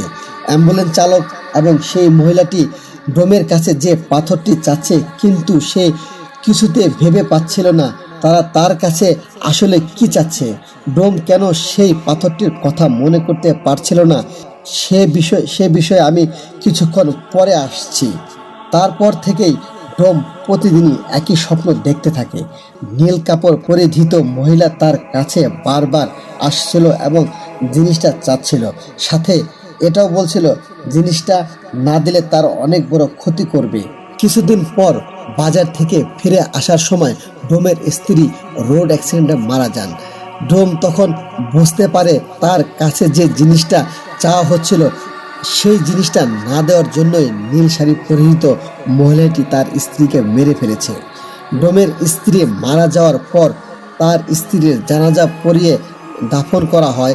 কিছুদিন পর ডোমের স্ত্রীর কোলখানির দিন রাতে স্বপ্নে দেখে সেই শাড়ি পরিহিত মহিলাটি তার কাছে এসে জিনিসটা চাচ্ছে এবং বলছে এখনো সময় আছে, জিনিসটা আমাকে দিয়ে দে। অ্যাম্বুলেন্স চালককে ভুলেও জিনিসটা দিবি না, জিনিসটা তুই আমাকে দে। আর যদি আমাকে তুই জিনিসটা না দিস তাহলে তোর মেয়েকে হারাতে হবে। আমি চাইলে তোকেও মেরে ফেলতে পারি। স্বপ্ন দেখে ভয়ে ডোমের ঘুম ভেঙে যায়। সে ভাবে তার মেয়ের যেন কোনো ক্ষতি না হয়, তাই সে আর মর্গের কাছে যায় না। এরপর সে বাসায় নিজের মেয়ের সাথে থাকতে শুরু করে। কিছুদিন পর ডোম একটা দরকারে ডোমের মেয়েকে নিয়ে বাসা থেকে বের হয়। দরকারের শেষে মেয়েকে সাথে কথা বলতে বলতে যখন বাসায় ফিরছিল, যে স্থানে ডোমের স্ত্রী অ্যাক্সিডেন্ট করে মারা গিয়েছিলেন সেই একই স্থানে আসার পর সে তার মেয়ের কোনো আওয়াজ না শুনে যখন পিছনে ফিরে তাকায় তখন সে দেখে তার মেয়েও একই জায়গায় রোড অ্যাক্সিডেন্ট করেছে এবং সে সাথে সাথে সেখানে মারা গিয়েছেন। এই দৃশ্য দেখে সে হতবাক হয়ে যায়। তার মাথা একেবারেই যেন কাজ করা বন্ধ করে দেয়। বুকের ভিতরে কষ্ট নিয়ে ডোম তার মেয়েকে দাফন করে বাসায় ফিরে আসে। সেদিন রাতে সেই নীল শাড়ি পরিহিত মহিলাটিকে স্বপ্নে দেখে ডোম। মহিলাটি তাকে বলে, তোকে বারবার সাবধান করেছিলাম, বলেছিলাম আমাকে জিনিসটা দিয়ে দে, কিন্তু জিনিসটা দিচ্ছিস না। আবারও বলছি, আমাকে জিনিসটা দিয়ে দে। তোর স্ত্রী সন্তানকে মারতে পারলে আমি তোকেও মারতে পারবো, কথাটা মাথায় রাখিস। তোর পরিবার তো শেষ হয়ে গিয়েছে, কিন্তু তুই মারা গেলে তো সব শেষ। আমি চাইলে তোকেও মারতে পারি, কিন্তু তোকে আমি মারছি না, কারণ আমার দরকারি জিনিসটা তোর কাছে আছে। বাঁচতে চাইলে জিনিসটা আমাকে দে, আর খবরদার জিনিসটা অ্যাম্বুলেন্স চালককে দিবি না। ডোমের এই স্বপ্ন দেখা শেষ হওয়ার সাথে সাথেই সে আবারও স্বপ্নে অ্যাম্বুলেন্স চালককে দেখতে পায়। অ্যাম্বুলেন্স চালক তাকে বলে, জিনিসটা দয়া করে আমাকে দিয়ে দিন। আপনার পরিবারের 2জন সদস্য ইতিমধ্যে মারা গেছে। আপনি যদি বাঁচতে চান তাহলে জিনিসটা আমাকে দিয়ে দেন, সেই মহিলা আপনাকে মেরে ফেলবে। কিন্তু ডোম কিছুতেই বুঝতে পারছিল না যে তারা কি জিনিস চাচ্ছে, সেটা আসলে কি, আর সে কিভাবেই বা সেই জিনিসটা তাদেরকে দেবে। এসব চিন্তা তাকে প্রায় পাগল করে ফেলল। তাই সে একদিন তার বন্ধুর কাছে তার সাথে ঘটে যাওয়া ঘটনা শেয়ার করে। ডোমের বন্ধু তার কথা শুনে একজন হুজুরের সাথে দেখা করার পরামর্শ দেয় এবং বলে তার নাকি একজন পরিচিত একজন হুজুর আছে, সে চাইলেই নাকি তার বন্ধুকে তার সাথে দেখা করিয়ে দিতে পারে। ডোম তার বন্ধুকে সেই হুজুরের সাথে দেখা করিয়ে দেওয়ার কথা বলে, কেননা সে এসব অবস্থা আর সহ্য করতে পারছিল না। পরের দিন সকালে ডোমের বন্ধু তাকে ফোন দিয়ে বলেন তার এলাকার মসজিদের ইমামের সাথে তিনি কথা বলেছেন এবং ইমাম সাহেব ডোমের সাথে বিকেলে দেখা করতে চেয়েছেন। বিকেলের দিকে ডোম একটু ঘুমিয়ে পড়ে এবং স্বপ্নে সেই মহিলাটি তার সামনে হাজির হয় এবং তাকে বলে, না না না না না, ভুলেও এই কাজ করিস না। ওই হুজুর তোর কোনো উপকার করতে পারবে না। বাঁচতে চাইলে জিনিসটা আমাকে দে, আর ওই হুজুরের সাথে দেখা করতে যাস না, কোনো লাভ নেই। স্বপ্ন দেখে ভয়ে ডোমের ঘুম ভেঙে যায়। সে ভাবে যত দ্রুত সম্ভব হুজুরের সাথে দেখা করা উচিত। এই ভেবে ডোম খুব দ্রুত বাসা থেকে বের হয়ে হুজুরের কাছে যাওয়ার উদ্দেশ্যে, কিন্তু রাস্তায় যেখানে তার স্ত্রী এবং মেয়ে অ্যাক্সিডেন্ট করে মারা গিয়েছিলেন, সেখানেও তার সাথে একটি দুর্ঘটনা ঘটে এবং পায়ের নিচ থেকে হাঁটু পর্যন্ত সারা জীবনের জন্য হারিয়ে ফেলে। রাস্তার আশেপাশে থাকা মানুষজন তাকে ধরাধরি করে হাসপাতালে নিয়ে আসে। হাসপাতালে থাকা অবস্থায় ডোম স্বপ্ন দেখে সেই নীল শাড়ি পরিহিত মহিলাটি তার স্বপ্নে এসে তাকে বলছে, তোকে মানা করেছিলাম হুজুরের কাছে যেতে না। এই ভুলের জন্য নিজেই নিজের ক্ষতি করে বসলি। তোকে আগেও বলেছি আমি চাইলে তোকে মেরে ফেলতে পারি, কিন্তু আমার অতি প্রয়োজনীয় জিনিসটা তোর কাছে আছে। আমি তোকে এজন্য মারছি না, জিনিসটা আমাকে দিয়ে দে। অ্যাক্সিডেন্টের পর ডোমের প্রায় 3 দিনের মতো হাসপাতালে থাকে। এর মধ্যে ডোমের সেই বন্ধু তার অ্যাক্সিডেন্টের খবর পেয়ে দ্রুত মসজিদের সেই ইমাম সাহেবকে নিয়ে হাসপাতালে চলে আসেন। ইমাম সাহেব এসে ডোমের সাথে কি ঘটেছে বা চলেছে সব কিছু জানতে চাইলেন। ডোম সব কিছু খুলে বলে। ডোমের কাছে সবটা শোনার পর ইমাম সাহেব তাকে সান্ত্বনা দিয়ে সাময়িক সময়ের জন্য বাইরে বেরিয়ে আসেন। কিছুক্ষণ পরে তিনি ভেতরে গিয়ে যা বলেন তা শুনে সবাই বাকরুদ্ধ হয়ে যায়। তিনি ডোমের বন্ধুকে ডেকে বলেন, আপনার বন্ধুকে কালো জাদু করা হয়েছে। শুধু তাই নয়, এই মুহূর্তে তার অবস্থা খুবই একটা ভালো নয়। যতটা তাড়াতাড়ি সম্ভব তার চিকিৎসার ব্যবস্থা করতে হবে। এরপর তিনি ডোমের কাছে গিয়ে বলে, আপনার বাড়িতে কোনো পাথর আছে? নীল রঙের পাথর? ইমাম সাহেবের এই প্রশ্ন শুনে ডোম রীতিমতো ভুরু কুঁচকে যায়, কারণ ঘটনাগুলো বিস্তারিতভাবে ইমাম সাহেবকে নীল পাথরের কথাটি বলেনি। তবে তিনি পাথরের ব্যাপারটি কিভাবে জানলেন? কথাটি ভাবার সময় ইমাম সাহেব যখন আবারও তাকে একই প্রশ্ন করলেন, সবটা শুরু থেকে বলতে থাকে। ডোমের কাছ থেকে পাথরের ব্যাপারটি শুনে ইমাম সাহেব কপালে হালকা চিন্তার ছাপ দেখা দিচ্ছিল। এদিকে ছুটি কাটিয়ে ডাক্তার উৎপল বিশ্বাস যখন হাসপাতালে এসে জানতে পারলেন সেই ডোমের অ্যাক্সিডেন্ট করেছেন, তখন তিনি তার কেবিনে গিয়ে ইমাম সাহেবকে দেখতে পান। তিনি ডোমের বন্ধুর কাছ থেকে সবটা শোনার পর বুঝতে পারেন ঘটনাটি অন্যদিকে মন নিয়েছে। তাই তিনি ইমাম সাহেবের কাছে গিয়ে তার সাথে ঘটে যাওয়া এবং অ্যাম্বুলেন্স চালকের সাথে ঘটে যাওয়া কথাগুলো এক এক করে বলতে শুরু করেন। ডাক্তারের কাছে থেকে সব কিছু শোনার পর ইমাম সাহেবের আর বুঝতে বাকি রইল না যে কি ঘটতে চলেছে। তাই তিনি আবার দেরি না করে ডাক্তারের পারমিশন নিয়ে ডোমকে বাড়িতে নিয়ে যান।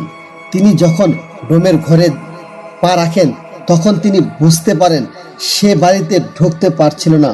সে বাড়িতে ঢুকতে অদৃশ্য কোনো শক্তি তাকে বাধা দিচ্ছিল, যেটা কিনা তার থেকে অনেক শক্তিশালী। তাই তিনি নিজের এবং ডোমের ও তার বন্ধুর শরীরটা বন্ধ করে প্রবেশের চেষ্টা করে। তবুও ইমাম সাহেবের ক্ষেত্রে বাধা দেওয়া হচ্ছিল। ইমাম সাহেবের ভাষ্যমতে বাধাটি ছিল দুইটি চুম্বক মেরুর দুই প্রান্তে থাকলে যেভাবে বিকর্ষণ করে ঠিক সেরকম বিকর্ষণ করছিল। পরিস্থিতি অবনতি হতে পারে ভেবে তিনি ডোম এবং তার বন্ধুকে ভিতরে পাঠান পাথরটি নিয়ে আসার জন্য। কিন্তু ঘরের ভিতরে গিয়ে পাথরটি হাতে নেওয়ার সাথে সাথে দরজা আপনা আপনি বন্ধ হতে থাকে। ইমাম সাহেব নিজের মতো করে চেষ্টার পরেও পরিস্থিতি অনুকূলে আনতে না পারায় তিনি উস্তাদের সাথে যোগাযোগ করেন এবং তার সাহায্য নিয়ে ডোম এবং তার বন্ধুকে ঘর থেকে বের করে আনেন। তখনও তিনি পাথরটি হাতে নিতে পারছিলেন না। কয়েকটি অদৃশ্য শক্তি পাথরটি তার হাতে নিতে বাধা সৃষ্টি করছিল, কিন্তু আল্লাহর কালামের উপর তো আর কোনো কিছু নেই। বিভিন্ন তদবিরের মাধ্যমে তিনি পাথরটি নিয়ে একটি সাদা বাক্সে বন্দি করেন। এই ঘটনা চলাকালীন ইমাম সাহেব নিজের তদবিরের মাধ্যমেই পুরো ঘটনাটি জেনে গিয়েছিলেন। কিন্তু এই ঘটনাগুলোর ঘটানোর পিছনে যাদের হাত ছিল তিনি তাদের খুঁজে তাদের মুখ থেকেই ঘটনাটি শুনতে চেয়েছিলেন। তাই তিনি দেরি না করে 16 থেকে 17 বছর বয়সী ছেলেটির বাড়ির খোঁজ নিয়ে সেদিকে রওনা হন। সেই এলাকায় যাওয়ার পথে ইমাম সাহেব রাস্তায় একটি কিশোরকে দেখতে পান। সে কিনা তার দিকে তাকিয়ে অপলক দৃষ্টিতে কেঁদে চলেছিল, কিন্তু সেই কিশোরের মলিন মুখেও মিষ্টি একটা হাসি। প্রথমে ব্যাপারটা তিনি বুঝতে না পারলেও রাস্তায় কয়েকবার ঘটনাটি লক্ষ্য করার পর তিনি সবটা বুঝতে পারেন। গন্তব্যস্থলে পৌঁছে তিনি সরাসরি ছেলেটির বাড়িতে পৌঁছে যান এবং তার মায়ের সাথে কথা বলবে, কিন্তু সেখানে গিয়ে তিনি রীতিমতো অবাক হয়ে যান। কারণ মাত্র 3 দিন আগেই ছেলেটির মাও দুনিয়া ছেড়ে বিদায় নেন। ব্যাপারটি ইমাম সাহেবের কাছে যেমন কষ্টকর ঠিক তেমনি রহস্যজনক বলে মনে হলো। তিনি কবরস্থানে গিয়ে দেখলেন বাবা, মা এবং ছেলের কবর একদম পাশাপাশি। মাত্র 1 মাসের ব্যবধানেই পরিবারের 3 জনের মৃত্যু। তবে ছেলের মৃত্যু ছাড়া বাকি সবগুলো মৃত্যু স্বাভাবিক মৃত্যুর মতোই। ইমাম সাহেব তার কবর জিয়ারত করে এবং বুঝতে না পেরে আবারও নিজের উস্তাদের সাথে যোগাযোগ করেন। উস্তাদ বলেন, বাক্সটি বাবা মার কবরের মাঝখানে রেখে সেটি মুক্ত করে দাও, বাকিটা সেখানেই দেখতে পারবে। ইমাম সাহেব তার উস্তাদের কথা মতো কাজগুলো করার পর যা দেখলেন তা ছিল শরীর শিউরে ওঠার মতো। তিনি দেখলেন পাথরটি মুক্ত করে দেওয়ার পর কবরের পাশ থেকে করুণ স্বরে আর্তনাদ ও কান্নার আওয়াজ। ব্যাপারটি দেখে তিনি কিছুটা ভয় পেয়ে যান। যখন সালাম দিয়ে কথা বলার চেষ্টা করেন তখন অদৃশ্য কেউ তার সালামের উত্তর নিয়ে কবরের পাশ থেকে বলতে শুরু করেন। কণ্ঠ ছিল একটা পুরুষ কণ্ঠের মতো। তারপর তিনি বলেন, ওয়ালাইকুম আসসালাম। আপনাকে আমি কি বলে ধন্যবাদ জানাবো আমি জানি না। শেষ পর্যন্ত আপনি আমাকে আমার গন্তব্যস্থলে পৌঁছে দিয়েছেন, কিন্তু যাদের জন্য আমার এত লড়াই তারাই তো আজ পৃথিবীতে নেই। এটা বলে আবারও চাপা সুরে কান্নার আওয়াজ। ইমাম সাহেব কিছু কথা বলে তাকে সান্ত্বনা দেওয়ার চেষ্টা করে এবং জিজ্ঞেস করে আসলে তিনি কে এবং তার সাথে কি সম্পর্ক। কিছুক্ষণ পর সেই অদৃশ্য পুরুষ কণ্ঠ নাম বলে আর বলতে থাকে, আমি একজন জিন এবং ওই নীল পাথরটি আমার বাসস্থান। আমাকে আমার গুরু 3 জনের সেবায় নিয়োজিত করেছিলেন। তারা ছিলেন অত্যন্ত ভালো মানুষ। আমার বাবা ছিলেন তাদের পূর্বপুরুষদের রক্ষক। বংশ পরম্পরায় আমার কাঁধেও ওনাদের রক্ষার দায়িত্ব পড়ে। অনেক চেষ্টা করেছি তাদের রক্ষা করার। কিছু বিশ্বাসঘাতকের কারণে আজ সব হারাতে হলো, এমনকি এই পরিবারটিকেও।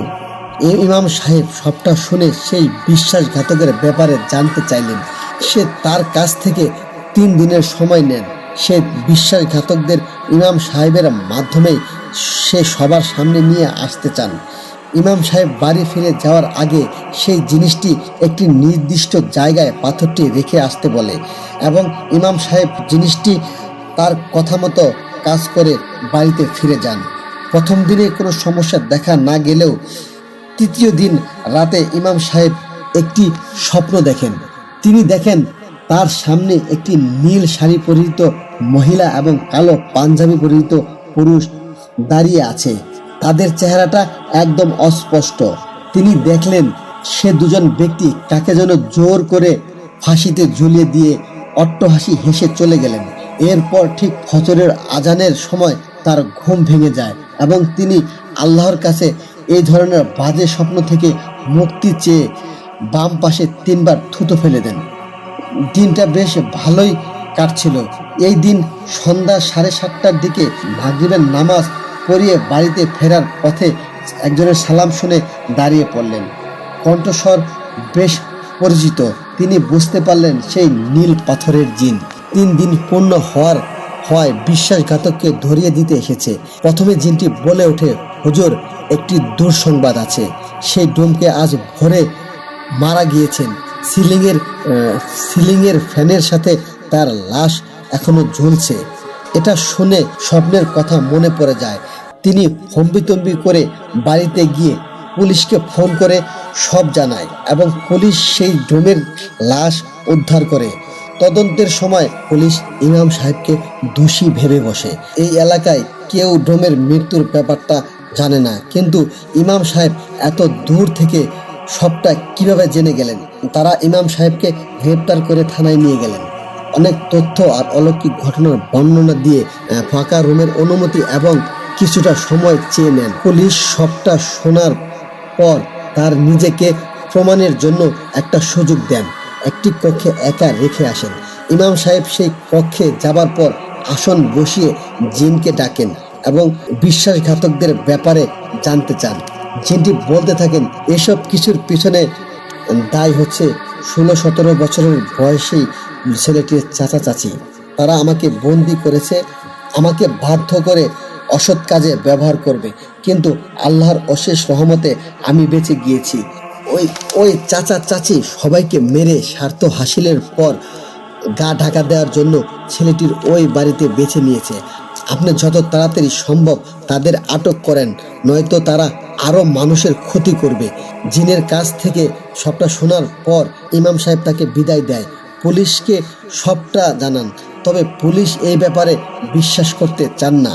ইমাম সাহেব পুলিশকে শেষবারের মতো অনুরোধ জানালেন এবং পুলিশ ব্যাপারটি বুঝতে পেরে ফোর্স নিয়ে বেরিয়ে পড়েন। সত্যি বলতে ব্যাপারটি অবিশ্বাস্য হলেও সত্য যে পুলিশ বাড়িতে রেড দেওয়ার পর 2 জন ব্যক্তিকে খুঁজে পান যারা সেখানে তন্ত্রমন্ত্র চর্চা করছিল। তাদের কাছ থেকে 2টো বই, একটা মাথার খুলি এবং একটি পাত্রে 3টি অনামিকার আঙ্গুল পাওয়া যায়, যার 2টো আঙ্গুল ডান হাতের এবং একটি আঙ্গুল বাম হাতের। পুলিশের সব কিছু সংগ্রহ করে তাদের আটকের পর ফিরে এলেন ইমাম সাহেবের মাধ্যমে। আস্তে আস্তে সব রহস্য উন্মোচিত হতে থাকে। সেই চাচা চাচির কাছ থেকে শোনা ঘটনাটি প্রতিটি অংশ গায়ে কাটা দেওয়ার মতো। মানুষ এতটা জঘন্য হতে পারে কল্পনারও বাইরে। চাচা চাচির সেই ইমাম সাহেব ও পুলিশের কাছে ঘটনাটি যেভাবে বলেছিলেন, আমি ঠিক সেভাবেই লেখা শুরু করছি। চাচা, আমি তখন অনেক ছোট, পরিবারের সবচেয়ে ছোট সদস্য হওয়ায় আদরের পরিমাণটা বেশি হলেও কোনো উপহার বা আবদার পূরণের দিক দিয়ে বড় ভাইয়ের কদর ছিল বেশি। আমাদের 2 ভাইয়ের মধ্যে বড় ভাইকে আব্বা বেশি ভালোবাসতেন। বড় ভাই যা চাইতেন আব্বা তাই দিতেন, কিন্তু আমার ক্ষেত্রে এমনটা ছিল না। তাই ছোট থেকেই আমার মনে একটা ক্ষোভ জন্মাতে থাকে। বড় ভাইয়ের এতটা আদর যত্ন করার মূল কারণ হলো নীল পাথর। নীল পাথরের উত্তরাধিকারী। নীল পাথর হচ্ছে আমাদের পরিবারের রক্ষা কবচ। আমার দাদু একটা সময় জিন পালতেন এবং তাদের অনেকভাবে সাহায্য করতেন। বিধায় উপহারস্বরূপ প্রতিটি প্রজন্মের রক্ষী হিসেবে একজন জিন পেয়ে থাকেন। তেমনি আমার বাবাও পেয়েছিলেন। পরিবারের পরবর্তী প্রজন্ম সবার বড় হওয়ায় আমার বড় ভাইও ছিলেন পরবর্তী জিনের মালিক। এ পর্যন্ত সব ঠিক ছিল, কিন্তু মৃত্যুর আগে তিনি সম্পত্তির কিছু অংশ আমাকে দিয়ে বাকিটা বড় ভাইকে দিয়ে দেন। যেহেতু তার ধারণা ছিল, যেহেতু তার মৃত্যুর পর বড় ভাই আমার দেখাশোনা করবেন, সেহেতু সম্পত্তির বড় অংশটুকু তার কাছেই থাক। কিন্তু ব্যাপারটা আমি একদমই মেনে নিতে পারিনি। আমি অনেকভাবেই সম্পত্তি হাতানোর চেষ্টা করেছি, কিন্তু সেই নীল পাথরের জিনের কারণে আমি সফল হয়ে উঠিনি। এরপর ভাইয়ের বিয়ে হয়, একটি ছেলে সন্তানও হয়। আমারও বিয়ে হয়। বিয়ের পর আমার স্ত্রীকে দেখতাম বিভিন্ন মন্ত্র পড়ে অসুস্থ মানুষকে সুস্থ করে তুলতো। তাই আমিও তার কাছ থেকে বিষয়গুলো শুনে শুনে আগ্রহী হয়ে শিখতে থাকি। একটা সময় আমরা দুজনেই কবিরাজি শুরু করি এবং শক্তিশালী মন্ত্র শিখে চর্চা করতে থাকি। এদিকে আমার ভাতিজাও বড় হতে থাকে এবং আবারও সম্পত্তি পাওয়ার আশা শেষ হতে থাকে। আমার কোনো ছেলে মেয়ে নাই, সব সম্পত্তি নীল পাথরের ভাগিদার সে একাই। তাই এইসব ব্যাপারে আমি আমার স্ত্রীর সাথে আলোচনা করে সে ভাতিজাকে আমাদের দোকানে নিয়ে আসতে বলি। আমিও বড় ভাইয়ের সাথে কথা বলে ভাতিজাকে শহরে পাঠিয়ে দিতে বলি এবং ভালো স্কুলে পড়াবো আশ্বাস দিই। বড় ভাই আমাকে বিশ্বাস করে ভাতিজাকে পাঠিয়ে দিলে আমি রোজ স্কুল শেষে দোকানে নিয়ে আসতাম এবং আমাদের কাজগুলো দেখিয়ে তাকে আকৃষ্ট করার চেষ্টা করতাম। আমাদের পরিকল্পনায় আমরা সফলও হই। আমার ভাতিজা মন্ত্র পাঠ করে অলৌকিকভাবে মানুষের সুস্থ করে দেওয়ার বিদ্যা শিখতে অনেকটা আগ্রহী হয়ে যায় এবং আমাদের কাছে কবিরাজি শিখতে চায়। এটাই ছিল আমাদের মুখ্যম সুযোগ। কাজ শেখানোর নাম করে কিছুদিন পর আমরা তাকে নিয়ে 3 দিনের জন্য গোসল করতে মানা করে দিই। ঘরের লাইট বন্ধ করে দরজা আটকে বসে থাকতে বলি আর ওর বাবা মার সাথে কথা বলতে বারণ করে দিই।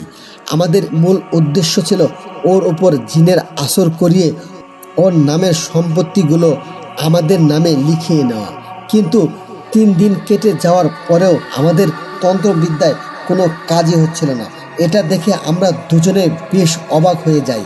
আমরা বিষয়টি ভেবে কোনো কুল কিনারা করতে পারছিলাম না, কারণ এই নিয়মে চললে জিনের আসর থেকে বাঁচার অসম্ভব।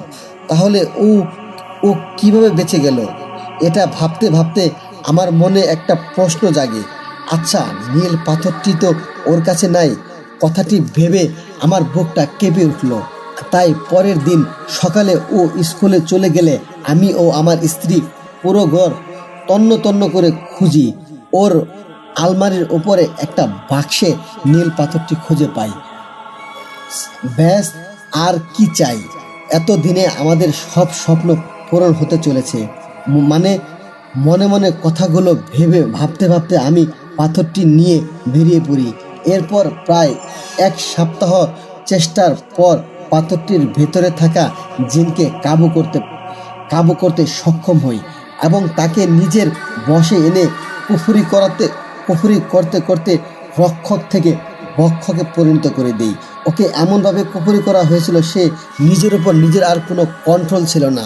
পাথরে আটকে পাথরটি অদৃশ্য করে আর ভাতিজার পানির বোতলের ঢুকিয়ে দিই। আমি পাথরটির ওপর কুফরি কালাম করে ওটার মাধ্যমে ভাতিজাকে মেরে ফেলার সিদ্ধান্ত নিই।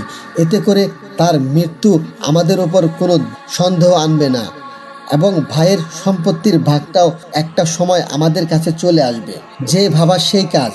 কুফরি করা পানি খেয়ে রাস্তার মাঝে পাথরটি ভাতিজার গলায় আটকে যায় এবং দম বন্ধ হয়ে মারা যায়। এর পরের ঘটনাগুলো আপনারা সবাই জানেন। তো তবে আমরা এত দিনের লুকিয়ে ছিলাম না। আমরা ভাইয়ের বাড়ির আশেপাশেই ছিলাম এবং তাদের কুফরি করা পানি খাইয়ে আমাদের কথা ভুলিয়ে রেখেছিলাম, যাতে করে আমাদের ব্যাপারে পুলিশকে জানাতে না পারে। ভাতিজা মারা যাওয়ার দিনও রাতে হসপিটালে আমরা শুধু অ্যাম্বুলেন্স চালক আর ডাক্তারকে দেখেছিলাম। সেই মুহূর্তে আমার উদ্দেশ্য ছিল নীল পাথর খুঁজে পাওয়া, কিন্তু অনেক চেষ্টার পরেও কোনো খোঁজ পাইনি। তাই ডাক্তারের রুমাল আমি চুরি করে নেই। সেই রাতে আমি তাকে কালো জাদু করি, আর অ্যাম্বুলেন্স চালকের কালো জাদু করার জন্য আমি জিনের আমার স্ত্রীর সাথে পাঠিয়ে দিই রাস্তায় গাড়ি থামিয়ে কোনো কিছু সংগ্রহ করার জন্য। সেই রাতেই অ্যাম্বুলেন্সের চালক সে দুজনকে দেখেছিল। তাদের মধ্যে নীল শাড়ি পরা মহিলাটি ছিল আমার স্ত্রী, পুরুষ বেশে ছিল একজন জিন। দ্রুত সময়ে রাস্তা পার করতে সাহায্য করেছিল। ওইদিকে আমার স্ত্রী কোনো এক বইয়ে পড়েছিলেন, যদি একই পরিবারের সকলের মৃত্যুর পর ছেলেদের ডান হাতের এবং মেয়েদের বাম হাতের অনামিকা আঙ্গুল কেটে নিয়ে আসা হয়, তাহলে ক্ষমতা বেড়ে দ্বিগুণ হয়ে যাবে। তাই ওই রাতে আমার স্ত্রী অ্যাম্বুলেন্সের পেছনে থেকে চালকের শার্টের একটা অংশ, ভাতিজার ডান হাতের অনামিকা আঙ্গুল আর ডান পায়ের রক্ত নিয়ে আসে। এরপর আমরা একে একে ডাক্তার এবং অ্যাম্বুলেন্স চালকের কালো জাদু করি। কালো জাদুর মূল উদ্দেশ্য ছিল যখন কারোর সাথে কথা বলবে তখন তাদের মাধ্যমে আমাদের সেই ব্যক্তিগত তথ্য সংগ্রহ করতে পারবো। এটাকে আমরা নীল পাথর খোঁজার একটি মাধ্যম হিসেবে বানিয়ে ফেলেছিলাম। এভাবে অনেক চেষ্টার করেও প্রায় 2 সপ্তাহ পর অ্যাম্বুলেন্স চালক মেডিকেলে আসে এবং ডাক্তারের সাথে কথা বলে। তখন ডোমের সাথে তাদের দেখা হয়। সেই সময় আমি জানতে পারি ডোম নীল পাথরটি চুরি করেছে। তাই ওই দিনের পরে ডাক্তার এবং অ্যাম্বুলেন্স চালকের উপর থেকে কালো জাদুর প্রভাব কাটিয়ে ডোমের উপর জাদু করা হয় পাথরটি ফিরিয়ে আনার জন্য। কিন্তু ওখানে একটি সমস্যা দেখা দেয়। ভাতিজার মৃত্যুর পর জাদুর প্রভাব কেটে যাওয়ায় নীল পাথরে থাকা জিনটা নিজের ক্ষমতা ফিরে পায়। তার পক্ষে একা চলাফেরা করা সম্ভব ছিল না।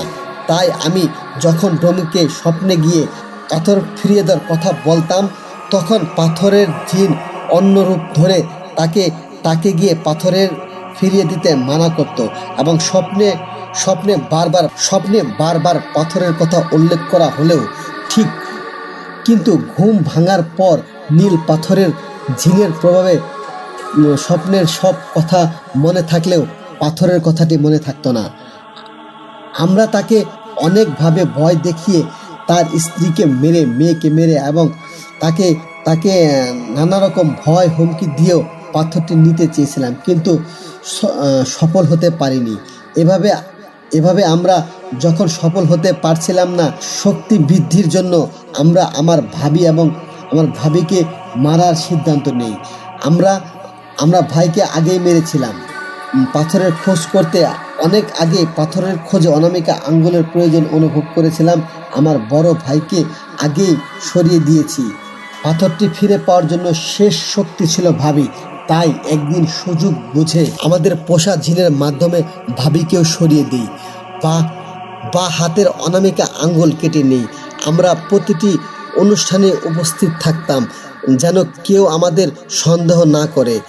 তার আঙ্গুল নেওয়ার পর এমনভাবে প্রলেপ লাগিয়ে দেওয়া হতো যেটা খালি চোখে দেখা যেত না।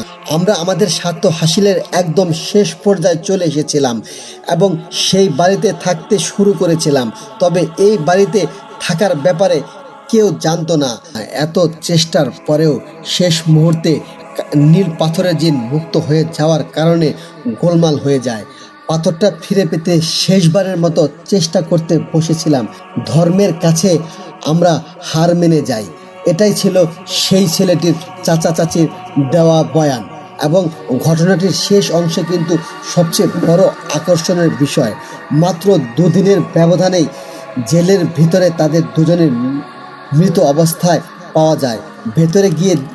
ভেতরে গিয়ে দেখা যায় তাদের দুজনকে মাথা বাঁধে শরীরের প্রত্যেকটি অঙ্গ মুচড়িয়ে উল্টে করে রাখা হয়। এই অলৌকিক ব্যাপারটি এবং এই পরিবারের 3 জনের মৃত্যুর ঘটনা প্রকাশ পাওয়ার আগ মুহূর্তেই তাদের দুজনের মৃত্যু পুলিশকে নাড়া দিয়ে দেয়।